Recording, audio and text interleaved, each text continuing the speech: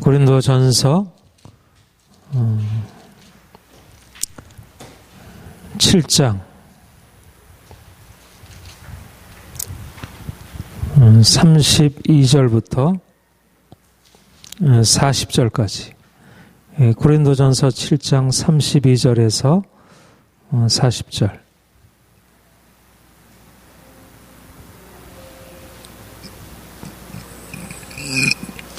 우리 함께 봉독하겠습니다. 너희가 염려 없기를 원하노라.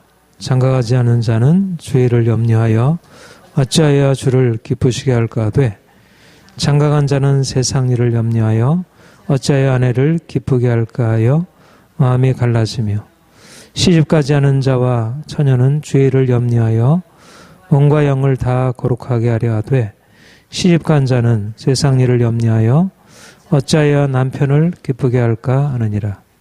내가 이것을 말함은 너의 유익을 위함이요 너에게 올무를 놓으려 함이 아니니, 오직 너희로 하여금 이치에 합당하게 하여 흐트럼 없이 주를 섬기게 하려 함이라.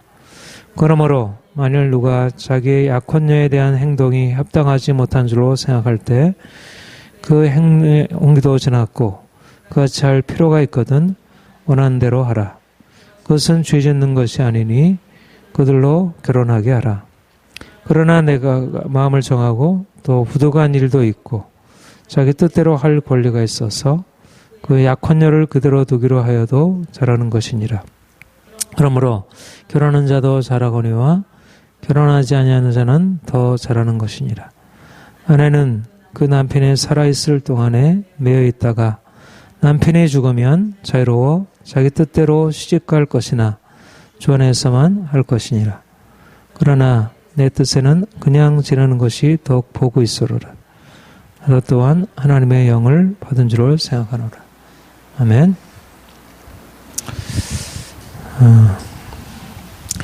이 고린도 전서는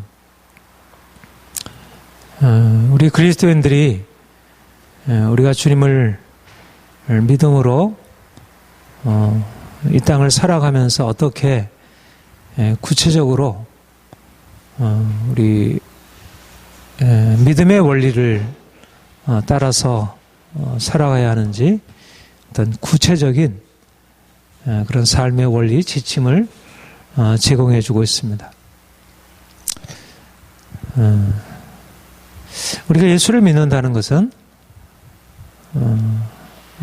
우리의 삶의 전체를 하나님을 사랑하고 또 하나님을 기쁘시게 하는 그런 삶을 살아가는 것인데, 삶이 굉장히 복잡하잖아요. 삶이 너무 복잡하고 다양하고, 이게 우리가 기본적으로 하나님을 사랑해야 한다는 것, 또 하나님의 사랑을 받고 살아간다는 것에 대해서는 우리가 다 인정이 되고 동의가 되지만, 우리의 구체적인 삶에 있어서 어떻게 살아가야 할지가 이게 이제 잘 이해가 안 되고, 그러니까 우리의 마음은 하나님을 향한 믿음이 있고 또 정말 하나님을 기쁘시게 하고자 하지만은 구체적인 선택에 있어서 이것이 하나님의 뜻인지 아닌지를 잘 분별하기 어렵고, 그래서 마음에 하나님을 사랑하는 것과 실제적인 삶에 있어서 내가 선택하는 것이 이게 일치하지 못하게 되면 결국 우리가 하나님을 사랑하는 것 같아도 실제적인 삶에서는 하나님과 상관없이 살아가게 되고, 또 그러다 보면 우리 마음 안에 있는 하나님을 사랑하는 마음이 점점 식어지게 되고, 그러니까 사실은 우리의 삶과 믿음이 하나 되어야 하는데, 우리가 어떻게 그러니까 실제적인 삶의 선택에 있어서 믿음에 따른 선택인지를 이제 판단하기가 참 어렵다는 것입니다.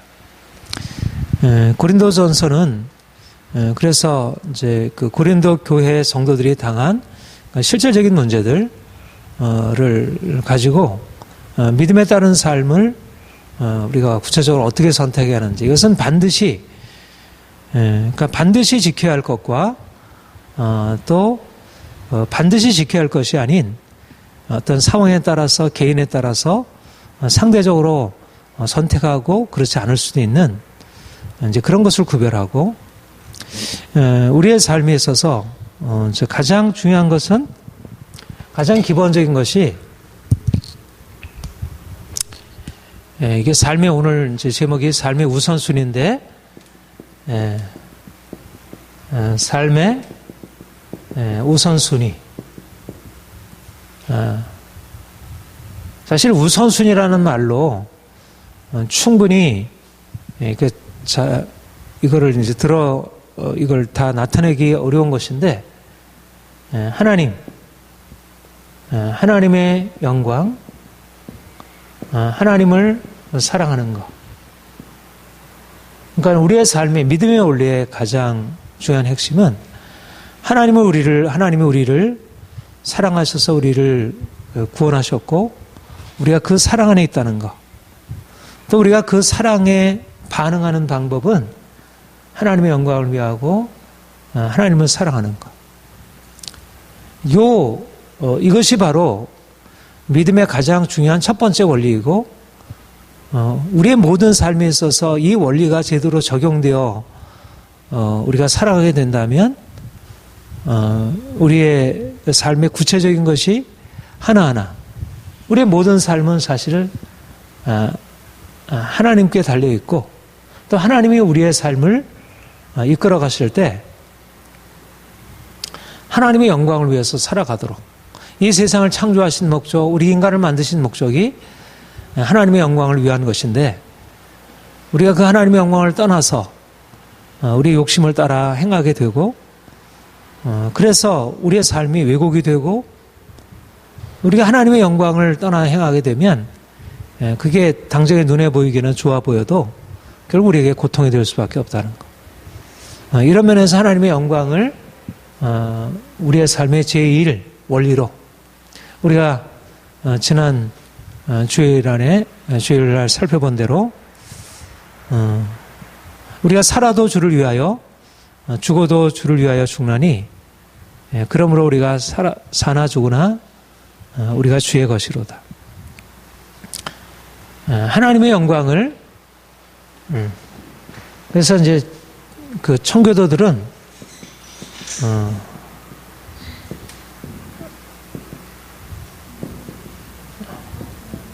삶의 가장 핵심적인 모토, 솔리 데오 글로리아, 오직 하나님의 영광을 위해서, 인생의 제일 되는 목적은 하나님의 영광을 위한 것이고, 인생의 제일 우선순위는 이것이, 내가 지금 선택하는 이것이 하나님을 위한 것인가, 그렇지 않은가로 결정되어지고, 그래서 하나님의 영광을 위해서 산다는 것은 하나님의 뜻에 순종하고 그를 기쁘시게 하는, 그러니까 이런 삶을 이제 선택해 나가는 것입니다. 이게 바로 이제 우리의 믿음의 가장 중요한 첫 번째 원리고, 그러니까 우리가 무엇을 하든지, 이 고린도전서 7장에서 말씀하는 것도 이제 그런 원리에서, 그런데 실제적으로 우리가 하나님의 영광을 위해서 살게 되면, 그러면 모든 것이 하나님의 영광을 위한다는 이것이 바로 정립이 되어 있다면, 우리의 삶의 모든 것, 만물이 주에게로부터 나오고, 모든 것이 주로 말미암고, 모든 것을 긍정하는, 그러니까 삶에 대한 긍정. 사실 이제 종교개혁자들이 사실은 하나님의 영광을 위한다는, 하나님의 영광을 위해서 모든 것을 다 거기에 종속시킨다는 이 원리가 확립되었기 때문에, 그래서 삶을 긍정하는 것이 사실 가능하게 된 것입니다. 그러니까 하나님이 우리를 사랑하셔서 모든 좋은 것을 주시고 원하시고, 정말 행복한 인생,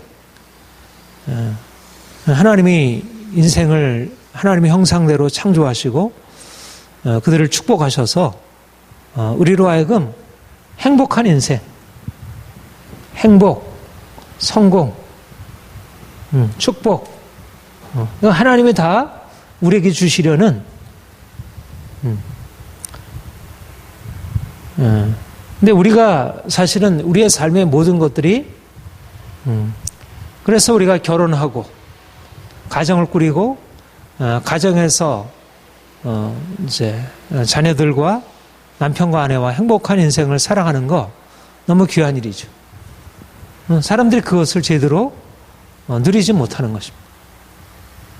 그런데 그 가장 기본적인 토대가 무엇이냐면 하나님의 영광을 위해서 살아가는 이것이 무너지고 여기에 누가 자리하게 되냐면 바로 나라고 하는 내 삶이 그리고 사람들이 이것이 삶의 궁극적인 목적이 되고 이게 뒤바뀌어짐으로 말미암아 인생에 고통이 오게 된다는 것입니다.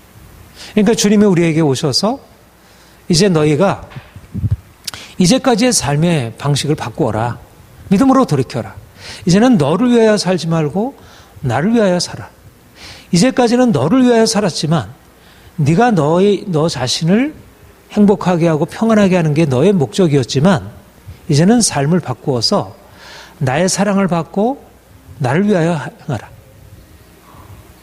여기에 바로 근본적인 전환이 있고 하나님의 영광을 위하여 산다는 이 근본적인 전환이 일어나야 그래야 우리의 삶에 있어서 하나님이 우리의 삶에 허락하신 모든 자연과 모든 환경, 우리의 문화, 우리의 모든 삶이 바로 우리를 위한 것으로 말하자면 우리가 하나님의 영광을 위하여 살 때 하나님이 우리를 위하여 모든 좋은 것을 이렇게 허락하시는 것으로. 그런데 이제 오늘날 이제 이게 이제 하나님이 말하자면 이게 제일 1우선순위가 될 때 이 우리의 삶에 대한 긍정. 그러니까 하나님을 우리가 높여드리고 하나님을 위하여 살게 될 때 우리의 삶의 행복이라는 우리가 원하는 것들이 주어지게 되는 것입니다. 그런데 지금은 문제는 뭐냐면 이 우선순위가 바뀌어 있는 것입니다. 오늘날의 근본적인 문제는 우선순위가 인간의 행복, 인간의 성공, 이게 이제 우선순위의 1차적인 것이 되어서 이게 바뀌어버렸고, 이게 말하자면 죄고, 이게 우상숭배이고, 이게 현재 우리의 삶에, 그러니까 이게 하나님의 원리인데, 하나님을 사랑하고, 하나님을 기뻐하고, 그리고 나서 우리의 삶에 긍정하는 것인데, 이게 바뀌어져가지고, 인간의 행복과 성공이, 그게 궁극적인 목적이 되고, 그리고 하나님의 영광이라고 하는 것은 부차적인 것이 되고, 밀려나 버리고, 죄와 우상숭배에 빠지고, 그러니까 사람들이 원하는 이 행복을 얻지 못하게 되는 것입니다. 그러니까 우리에게 이렇게 잘못된 삶의 방식을 취하고 있는 사람에게 필요한 게 뭐예요? 여기서 이 정상적인 이 질서로 옮기기 위해서 필요한 게 무엇이겠어요? 이 우선순위를 바꾸기 위한 전환, 회개.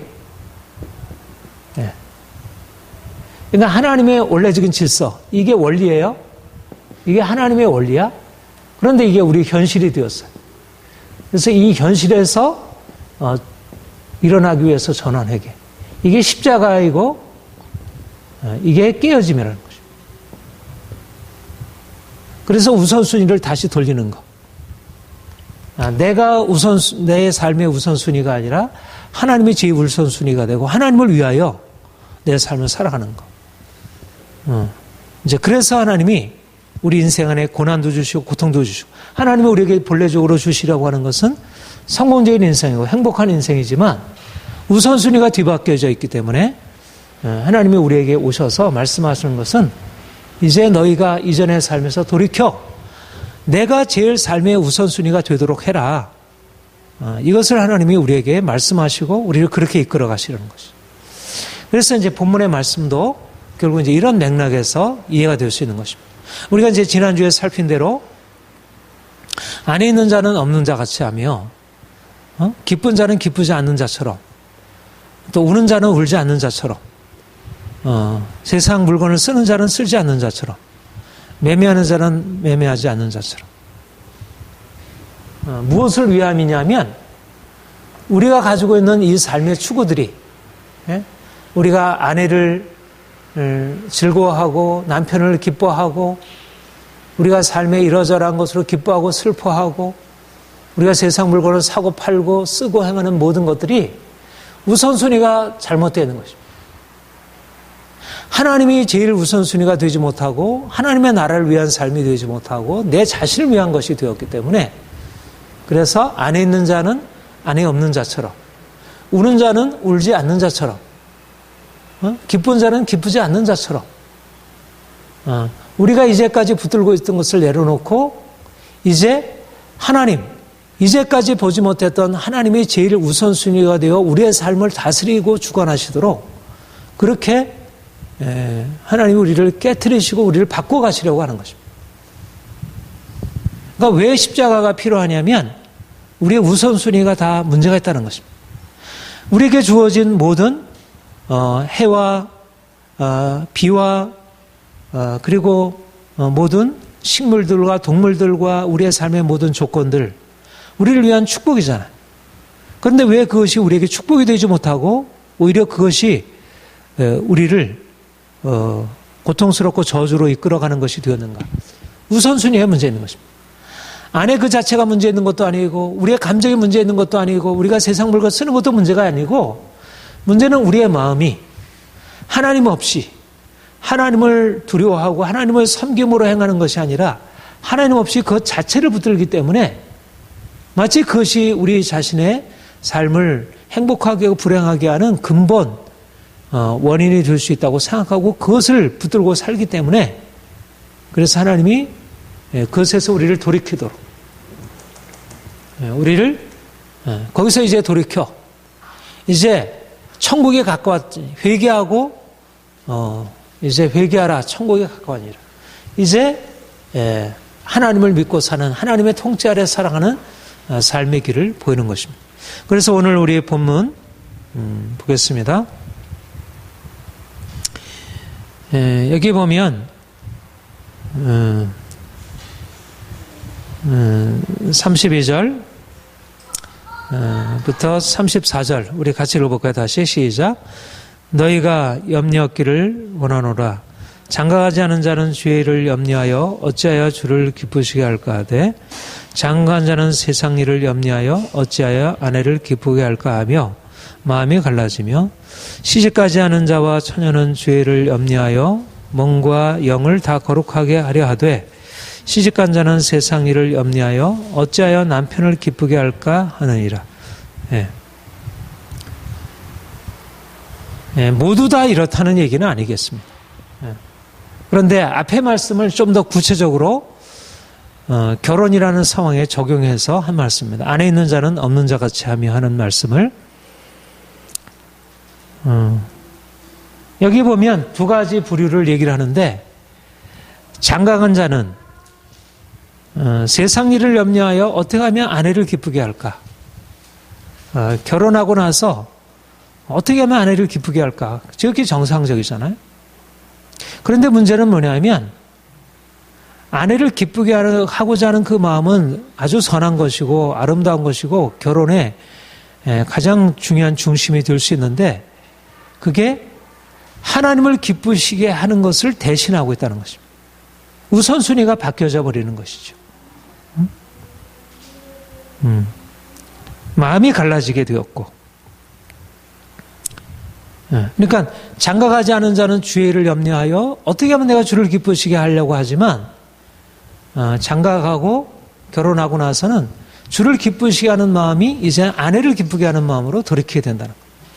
또 결혼하지 않은 처녀, 시집가지 않은 자는 결혼하기 전에는 주를 기쁘시게 하고자 하는 마음을 가지고 살았는데, 그래서 어떻게 하면 내가 몸과 마음을 거룩하게 하여 주를 기쁘시게 할까? 근데 결혼하고 나서는 어떻게 하면 내가 남편을 기쁘게 할까? 주인이 바뀌어버리는 것입니다. 삶의 목적이 바뀌어버리게 되고 삶의 기본적인 중심이 바뀌어져 버리게 되는 것이죠. 말하자면 하나님이 주신 우리의 삶의 원래적인 질서, 하나님을 영화롭게 하고 하나님을 기쁘게 하고 우리의 삶을 전심으로 다해서 하나님을 기쁘게 함으로 그럼으로써 그 안에서 우리가 이웃을 사랑하고 서로 사랑하고 우리의 자신의 삶을 기쁘게 하고 행복하는 것, 이게 하나님의 원래적인 질서인데, 이렇게 된다면 우리가 결혼해서 남편을 기쁘게 하고 아내를 기쁘게 하는 것이야말로 지극히 정상적인 것이죠. 그런데 그렇게 함으로써 결혼함으로 인해서 하나님을 기쁘시게 하고자 하는 동기가 바뀌어지고 오히려 보이는 남편을 기쁘게 하고 아내를 기쁘게 하고 그렇게 함으로 우선순위가 뒤바뀌게 되었다는 것입니다. 어떻습니까? 이 말이 너무 지나친 말입니까? 아니면 현실적으로 충분히 타당성 있는 말입니까? 충분히 그러한 것입니다. 우리가 아무런 생각 없이 그냥 단순하게 하나님을 섬기고 예배하고 할 때는 괜찮아요. 그런데 실제적으로 현실적으로 무엇인가 우리의 관심을 쏟는 대상이 주어지게 되면 이건 반드시 아내나 남편만이 아니죠.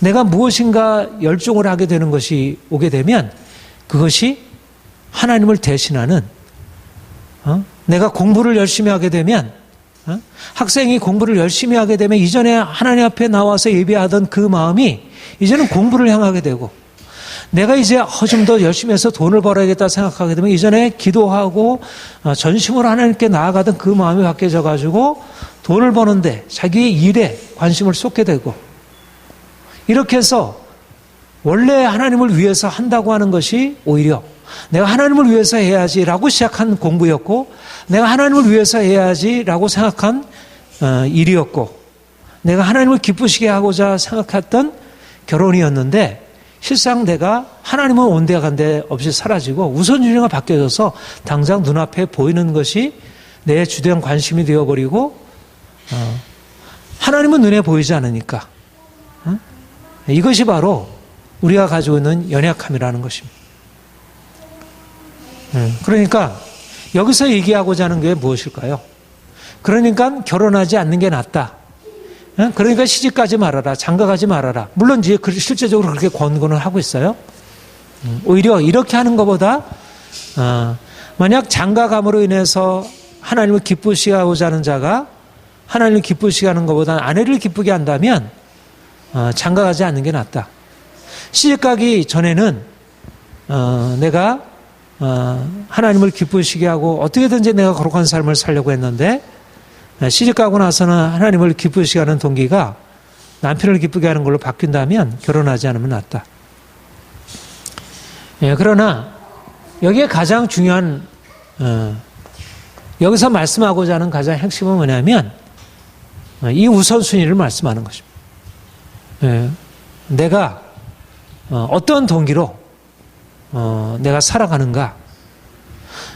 내가 장가가든 장가가지 않든, 내가 시집가든 시집가지 않든 그 자체가 중요한 것이 아니고 내가 하나님의 영광을 위하여 행하는 것이 중요한 것입니다. 하나님을 기쁘시게 하는 것. 그런데 실질적으로 우리의 삶에 있어서 마음의 하나님을 위하여 행한다고 하면서도 실질적인 삶에 있어서는 하나님을 위한 삶을 살아가지 못하고 눈에 보이는 그런 현실적인 유익을 위해서 살아가는 것. 우리는 지금 사실상 이걸 원리로 붙들고는 있어요. 이걸 원리로 붙들고 있는 것은 정말 우리 모두 다가 다 붙들고 있는 마음입니다. 이것을 부정하는 사람들은 그렇게 많잖아요. 적어도 우리 많은 복음적인 그리스도인들에게 이 원리는 붙들고 있어요. 그러나 이 원리를 붙들고 있는 것 이상으로 또 현실적으로는 이렇게 살아가고 있다는 것입니다. 원리적으로는 하나님을 기쁘시게 한다고 생각하지만 실제적인 삶에 있어서는 남편을 기쁘게 하고 아내를 기쁘게 하는 것을 위해서 더 중점을 두고 있지, 내가 보이는 것에 있어서 내 삶의 의미를 두고 거기에다가 시간을 들이고 관심을 들이고 있지, 실제적으로 하나님을 기쁘시게 하는 삶을 살고 있느냐는 것입니다. 중요한 것은 우리가 머리로서는 이것을 알고 있는데 실제적인 삶에 있어서는 우선순위가 여전히 세상 사람들과 동일하게 나를 기쁘게 하고 사람을 기쁘게 하려고 하는 것에 있다고 하면 어떻게 하라고 하는 것입니까? 본문에서 사도 바울이 말씀하고 있는 것은 뭐냐면 돌이키라는 것입니다.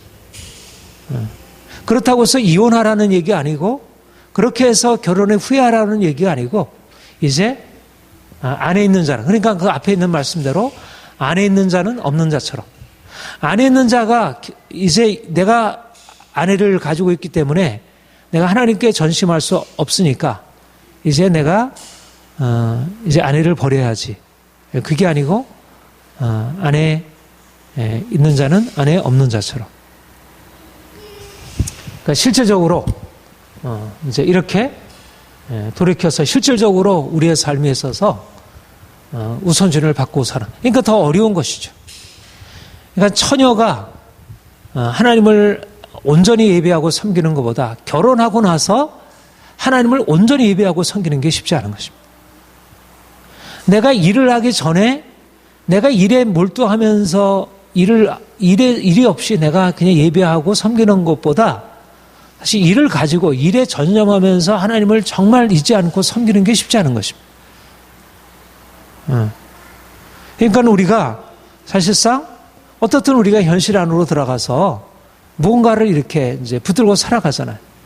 우리는 종교 개혁자들이 이제 우리가 가르쳐 준 것은 세상에 대한 긍정이에요.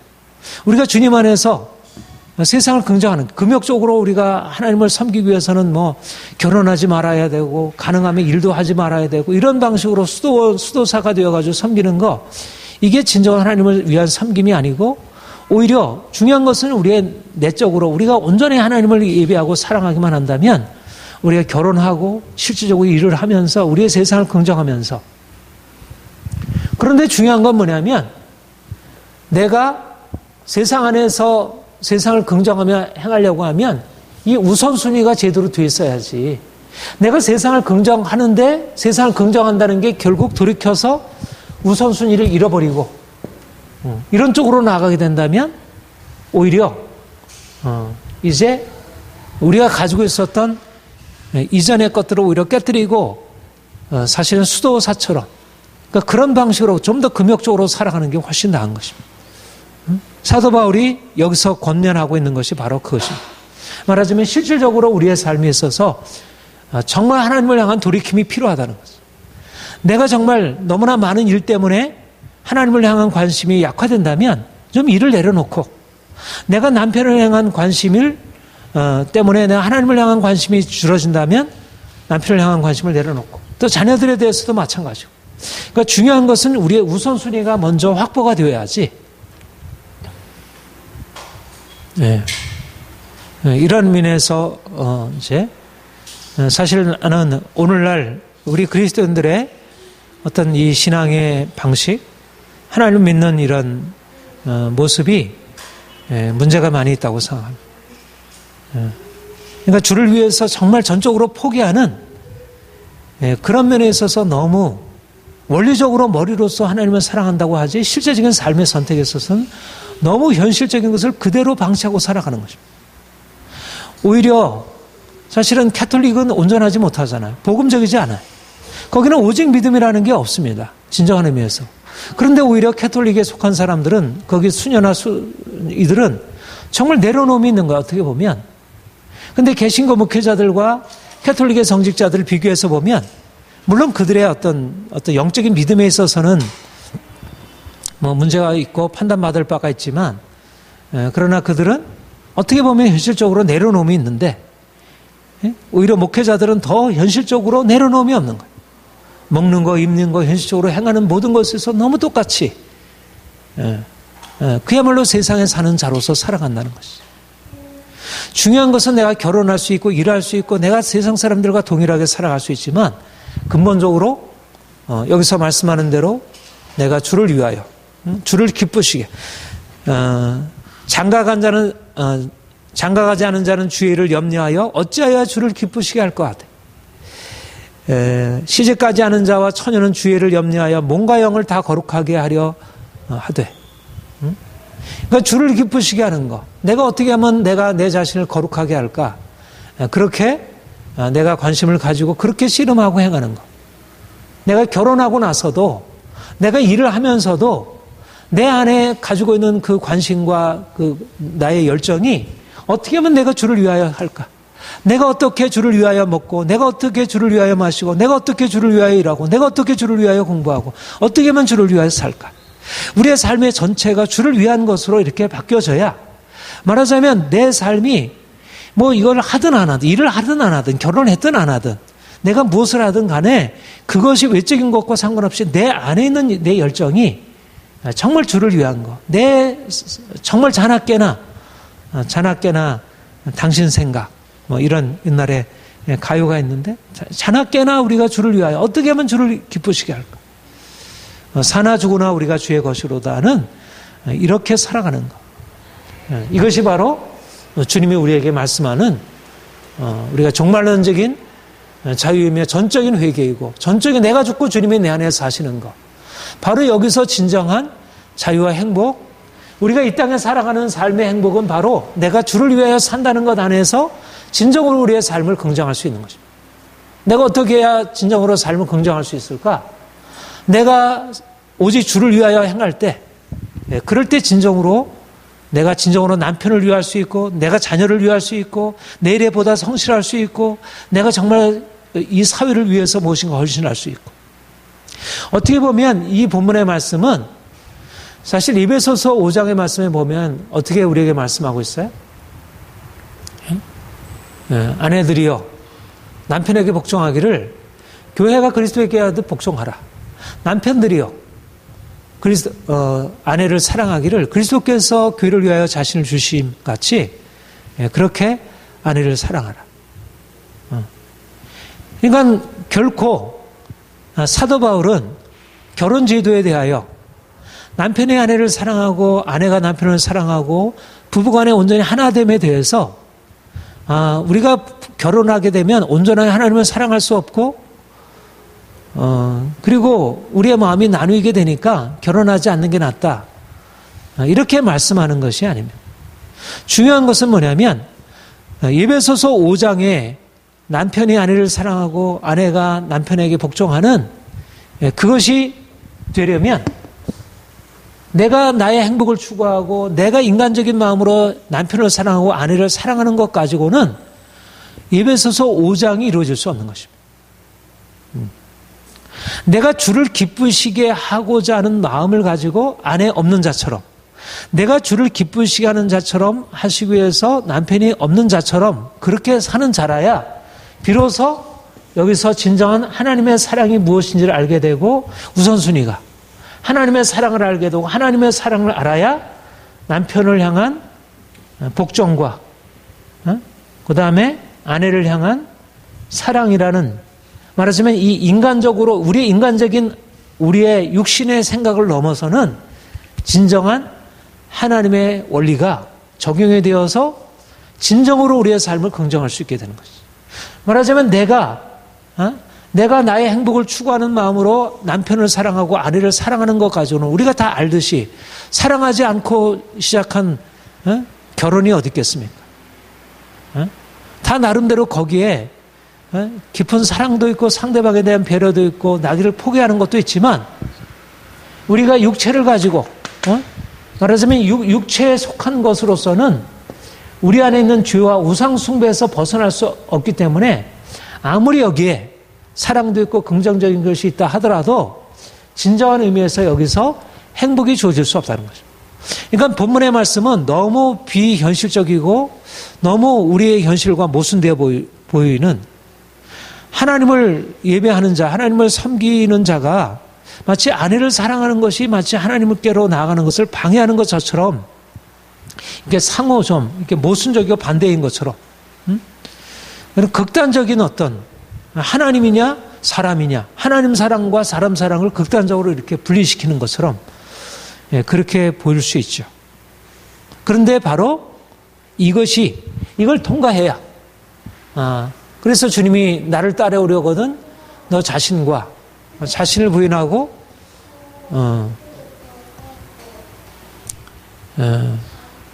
아내와 자녀들, 자기가 가지고 있는 모든 소유를 미워하고 내려놓고 따라오라고 하는 말씀이 거기 있는 것입니다. 그러니까 주님이 우리에게 원하시는 것은 세상 행복 중요하지 않다. 이 세상에서는 우리가 어떻게 살아도 상관없다. 세상 행복이 중요하지 않다는 것을 말씀하는 것이 아니라 중요한 우선순위, 정말 주를 위하여 하는 그 우선순위가 어떻게 우리에게 정립이 되어 있느냐. 그러니까 우선순위에 문제가 생기면 빨리 돌이켜야지. 다시 돌이켜야 하는 거죠. 그런데 우리가 처음에는 우리가 하나님을 사랑하는 게 우리가 바로 없어지지 않으니까. 그러니까 우선순위가 문제가 되는데도 계속 거기에 머물러 있는 것입니다.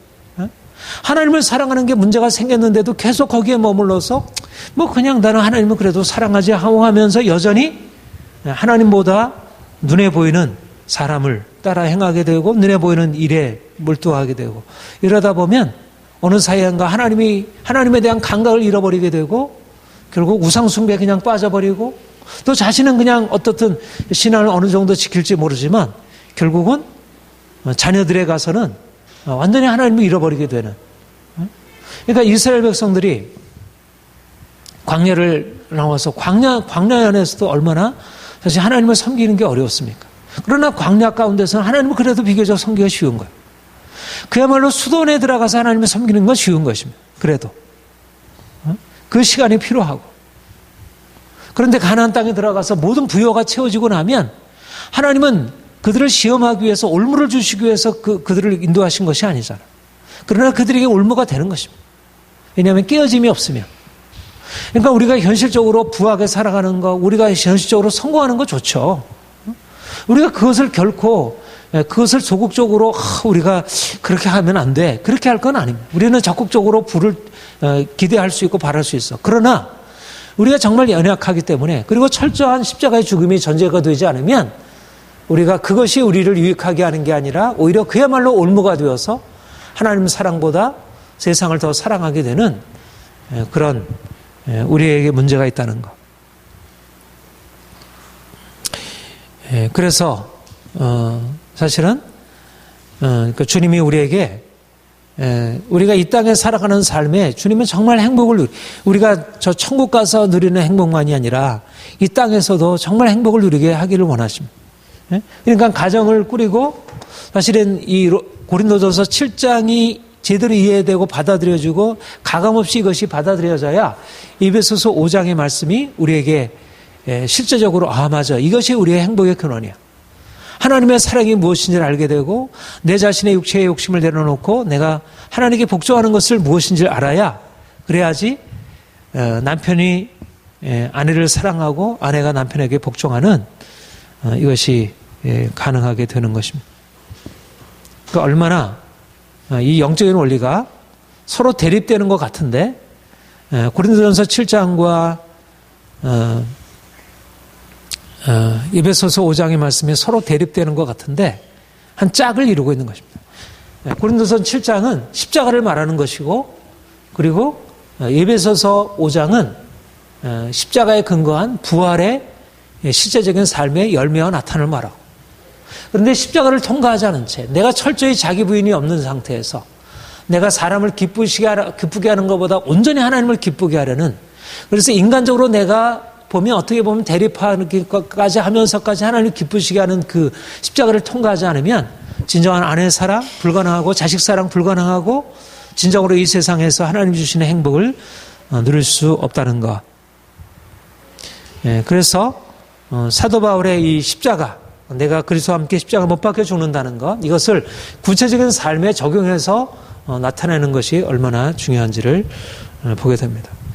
그 이후에는 이제 처녀의 결혼과 또 과부의 결혼에 대해서 말씀하고 있습니다.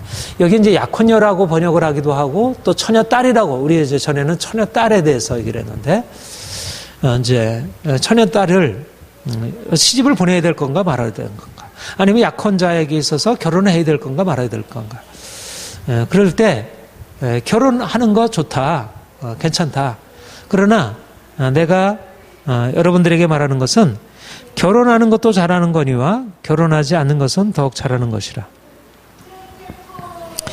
그 38절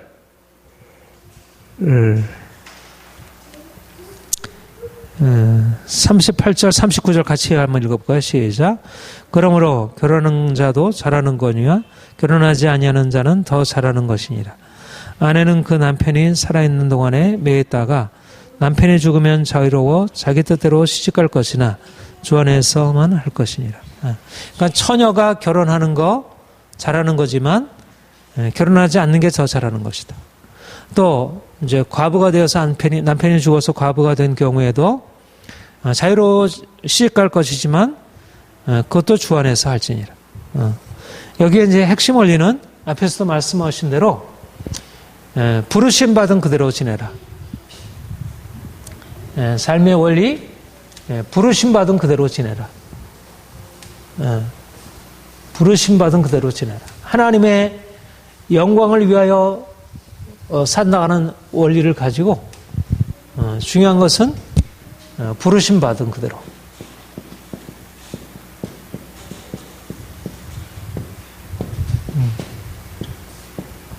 그러니까 자유함이 있다는 것이죠. 자유. 그러니까 처녀로 지내든지, 그 다음에 결혼하든지, 또 과부로 지내든지, 그 다음에 재혼하든지. 이것이 바로 이 양자의 선택에 있어서 그대로 지내라. 자유롭다. 여기에 대해서 크게 얽매일 것 없다. 그런데 핵심 뭐예요? 하나님의 영광을 위하여라. 보다 중요한 하나님께서 우리에게 주신 이 우선순위를 가지고 이 우선순위를 위해서라고 하면 내게 좋다고 여겨지는 것, 내가 기쁘다고 여겨지는 것 모두 다 내려놓고 행하라 이렇게 이제 권면하고 있습니다. 우리는 종교개혁 전통에서 이제 세상을 긍정하고 결혼을 축복으로 여기고 또 우리의 삶의 모든 영역, 우리가 일하는 것, 세속적인 우리의 삶의 모든 영역을 이제 긍정하는 것입니다. 부르심 받은 그대로 지내라. 결혼하는 것, 이제 우리가 이 세상에서 삶을 행복하게 살아가는 것, 우리가 육체를 기쁘게 하는 것, 이거를 그 자체로 영적인 것과 모순되는 것으로 말하지 않고 내가 영적인 삶과 내가 육체를 긍정하고 육체를 기쁘게 하는 것, 내가 영적으로 살아가는 것과 세상의 삶을 긍정하고 살아가는 것은 결코 모순이 아니다.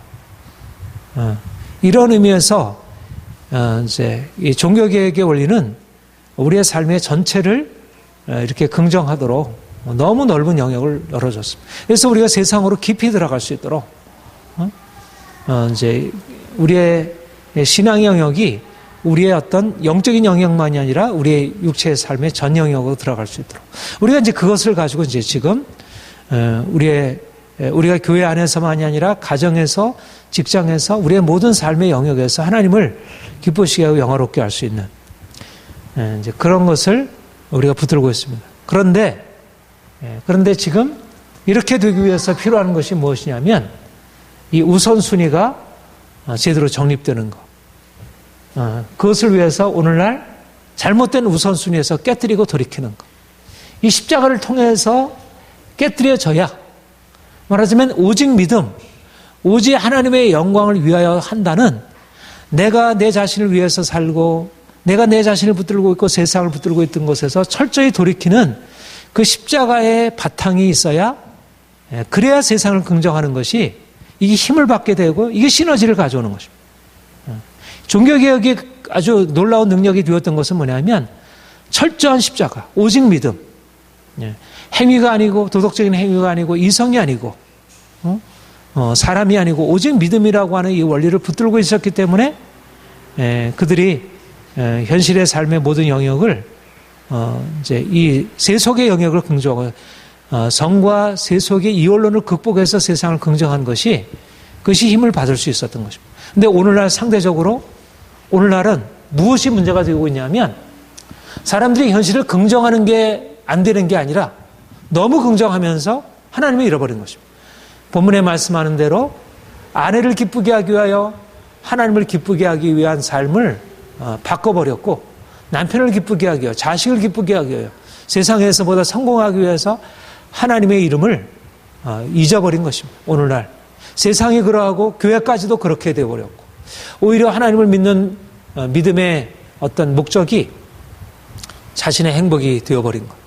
그래서 지금 우리 교회에 오늘날 그리스도인들에게 필요한 것은 사도 바울이 여기서 이 로마서 7장에서 고린도서 7장에서 강조하고 있는 철저히 그 하나님의 영광을 위하여 우리가 이제까지 가지고 있었던 세상 관점을 내려놓는 것, 십자가 지는 것.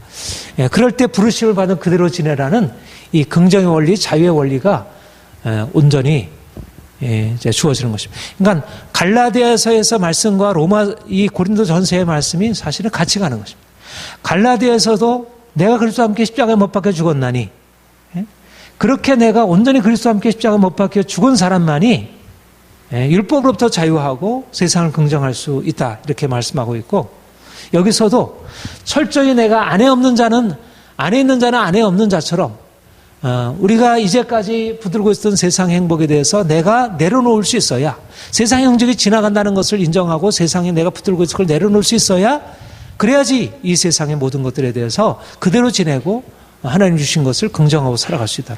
이게 바로 종교개혁이 가지고 있었던 두 기둥이었던 것입니다.